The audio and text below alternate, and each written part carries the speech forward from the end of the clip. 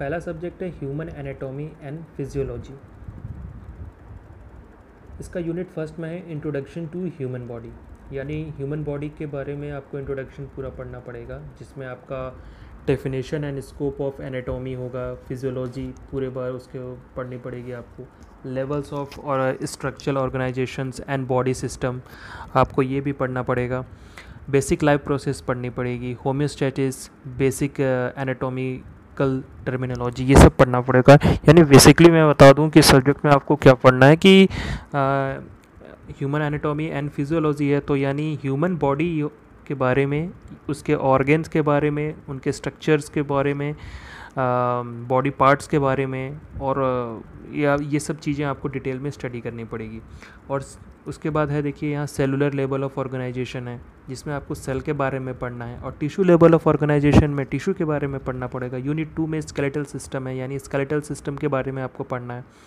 Joints है तो joints के बारे में पढ़ना है। स्केलेटल सिस्टम में आप देख लीजिए यहाँ पे डिवीजन ऑफ स्केलेटल सिस्टम है, टाइप्स ऑफ बोन है, न्यूरोमस्कुलर जंक्शन है, और भी वेरियस चीज़ें हैं जिसको आपको स्टडी करनी पड़ेगी। मैं बस आपको आइडिया दे रहा हूँ। यूनिट 3 में क्या है, बॉडी फ्लूइड्स एंड ब्लड, यानी ब्लड के बारे में आपको डिटेल स्टडी करनी है। RBC, WBC, platelets, RH factor, ये सब आपको पढ़ना है। एनीमिया डिजीज़ है, कोआगुलेशन, ब्लड कोआगुलेशन, ये सब आपको पढ़ना है।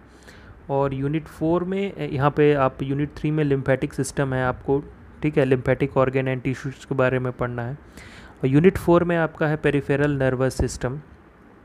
उसी हिसाब से आपको स्पेशल सेंसेस, यानी आई के बारे में, ईयर के बारे में, नोज़ के बारे में, टंग के बारे में, ये सब के बारे में आपको पढ़ना है। और यूनिट 5 में है कार्डियोवास्कुलर सिस्टम, उसको यानी हार्ट के बारे में आपको डिटेल में स्टडीज़ करना है। तो यही है ह्यूमन एनाटॉमी एंड फिजियोलॉजी में। फिर आता है फार्मास्यूटिकल एनालिसिस। तो एनालिसिस मतलब क्या होता है कि it deals with the process of identification, determination, quantification, purification of drug और केमिकल सब्सटेंसेस। यानी ड्रग के बारे में आपको उसका आइडेंटिफिकेशन करना, यहाँ आपको स्टडी करनी पड़ेगी, या फिर कोई भी केमिकल होगा उसका आइडेंटिफिकेशन के बारे में आपको स्टडी करनी पड़ेगी।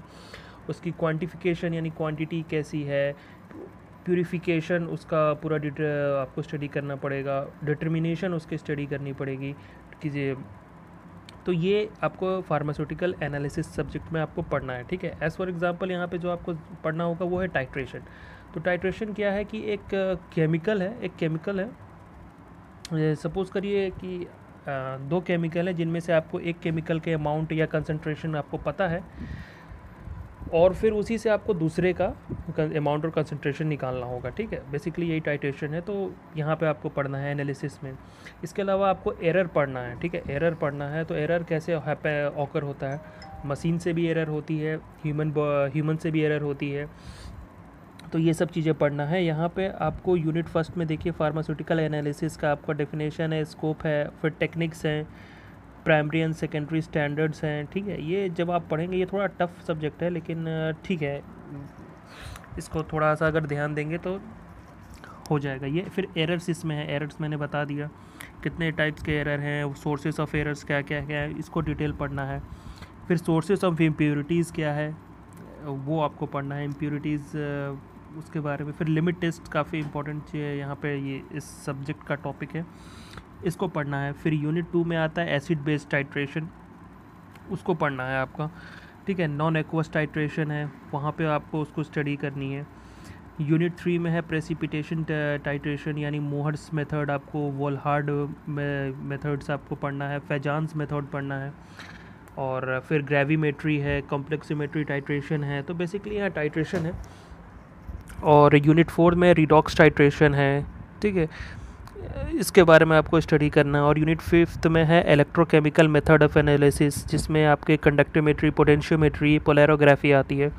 तो ये तो मोस्टली आप कुछ में से कुछ पार्ट्स होंगे जो आपके 11th-12th में होंगे, बाकी कुछ आपको नए पढ़ने पड़ेंगे।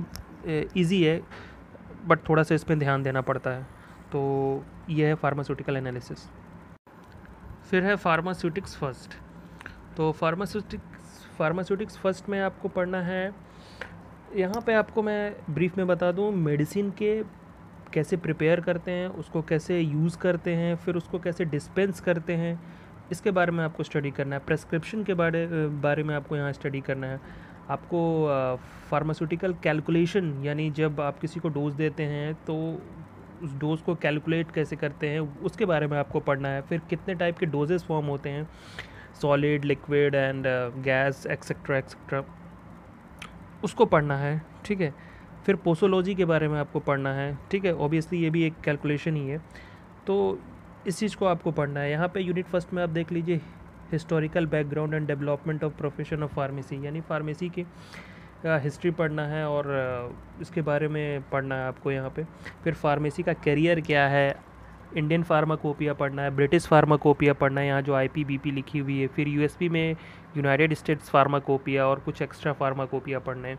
फिर डोजेस फॉर्म कितने टाइप्स के होते हैं, उसकी क्लासिफिकेशन क्या, डेफिनेशन, ये सब पढ़ना है। प्रेस्क्रिप्शन आपको पढ़ना है, ठीक है। फिर पोसोलॉजी बेसिकली एक कैलकुलेशन है जो कि आपको एज के हिसाब से किया जाता है, आपकी बॉडी वेट के हिसाब से किया जाता है, बॉडी सरफेस एरिया के हिसाब से किया जाता है, तो इस चीज़ को आपको पढ़ना है। फिर यूनिट 2 में आता है फार्मास्यूटिकल कैलकुलेशन, इम्पेरियल या फिर मेट्रिक सिस्टम से कैलकुलेशन, आपको उसको पढ़ना होगा वेट के हिसाब से, यानी basically weight and measures, empirical and metric system यहाँ दिया हुआ है। और फिर यहाँ पे कुछ कैलकुलेशन है तो उसको पढ़ना है आपको। फिर पाउडर पढ़ना है, यानी पाउडर के बारे में आपको डेफिनेशन, क्लासिफिकेशन, एडवांटेज, ये सब पढ़ना है आपको। फिर लिक्विड डोजेस फॉर्म है तो इसका advantage and disadvantage of liquid dosage form आपको पढ़ना है। फिर यूनिट 2 में है मोनोफेजिक लिक्विड्स, उसको पढ़ना है। बाईफेजिक लिक्विड्स क्या है उसको पढ़ना है। बेसिकली ये डोजेस फॉर्म है सारे और उसके पार्ट्स हैं। सस्पेंशन क्या है उसको पढ़ना है। इमल्सन क्या है उसको पढ़ना है। फिर यूनिट 4 में उसी तरह सपोजिटरीज क्या क्या होती हैं, उसके एडवांटेज, डिसएडवांटेज, उसको पढ़ना है। फिर फार्मास्यूटिकल्स इनकम्पेटिबिलिटीज़ क्या क्या हैं उसको पढ़ना है। यूनिट 5 में आता है सेमी सॉलिड डोजेस फॉर्म, यानी ऑइंटमेंट्स, पेस्ट, क्रीम्स, जेल्स, जितना आपने देखा होगा तो उसको पढ़ना है। ये बहुत इंटरेस्टिंग सब्जेक्ट है और ये देखने में आप बहुत आसान है, ये देखने में भी और पढ़ने में भी आसान भी और मज़ेदार भी है। तो फिर आता है फार्मास्यूटिकल इनऑर्गेनिक केमिस्ट्री, हाँ, यानी इट डील्स विथ, इसका मतलब होता है कि it deals with synthesis and behaviour of inorganic compounds, ठीक है। तो इसमें आपको देखिएगा, मैं यूनिट फर्स्ट में आप जाएंगे तो इम्प्योरिटीज़ के बारे में पढ़नी है, ठीक है। लिमिट टेस्ट यहाँ पे कुछ दिया हुआ है, chloride, sulphate, iron, arsenic, lead, heavy metals, ये सब के बारे में पढ़ना है आपको। और यूनिट 2 में आपको एसिड, बेसिस और बफर के बारे में पढ़ना है डिटेल में। फिर कुछ में एक्स्ट्रा चीज़ें हैं, जैसे ORS के बारे में आपको पढ़ना है, आपको कुछ इलेक्ट्रोलाइट्स के बारे में पढ़ना है, बेसिकली सोडियम क्लोराइड के बारे में पढ़ना है, पोटेशियम क्लोराइड के बारे में पढ़ना है। फिर डेंटल प्रोडक्ट्स के बारे में आपको पढ़ना है,